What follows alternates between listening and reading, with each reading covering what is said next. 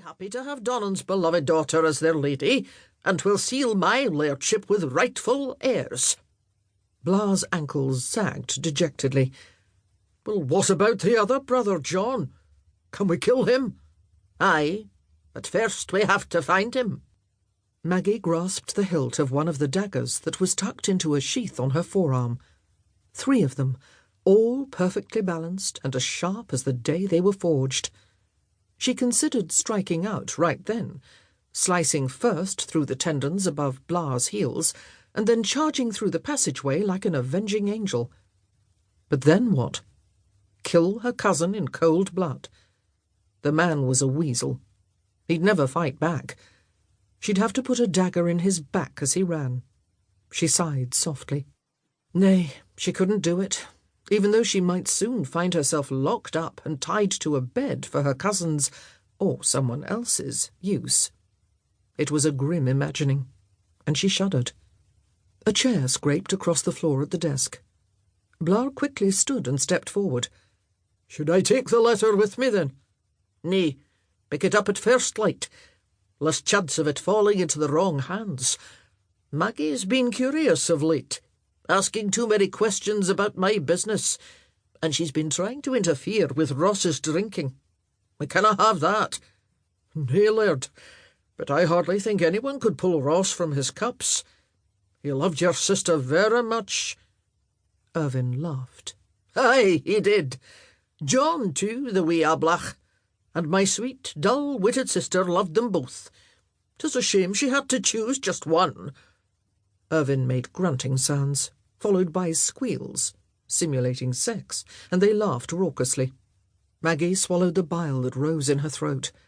That he should speak so about any woman, let alone his dead sister, sickened her. "It worked out well for you, though," Blar said, as they walked toward the door. "I always wondered if you had shoved things in the direction you wanted them to go." Aye, Maggie had wondered that too. She heard what sounded like a hand clapping a shoulder. Then Irvin said smugly, "I don't hear shove, Blar. I nudge." The solar door opened, and after a moment it closed and was locked from the outside. Maggie pressed her palm to her brow and breathed deeply to calm her anger. She had to proceed with a clear head. If they caught her snooping, she'd be locked up for sure. Lifting the stone slab, she pushed it to the side so it lay on the solar floor, then grabbed the leg of the chair and moved it out of the way. When she stood, the floor came to her waist, and she climbed out, taking her candle with her. She was relieved to escape the tunnel.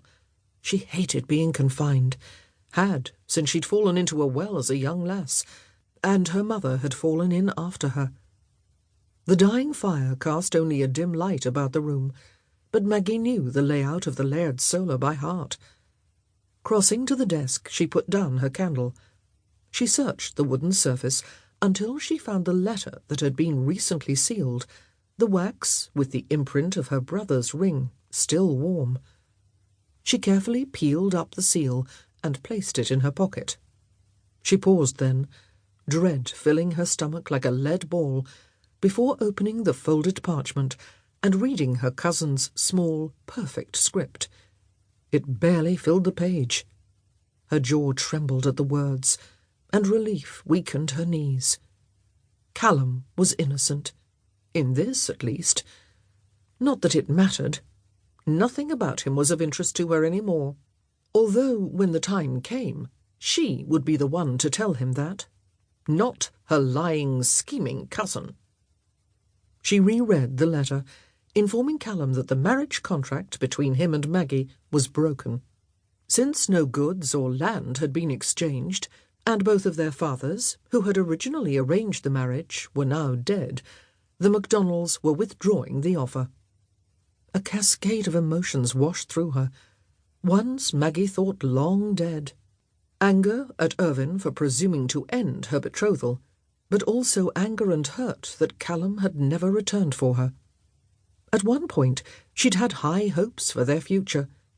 She'd respected him, liked him, and he'd made her laugh, which her father had always said was important in a marriage. And when Callum...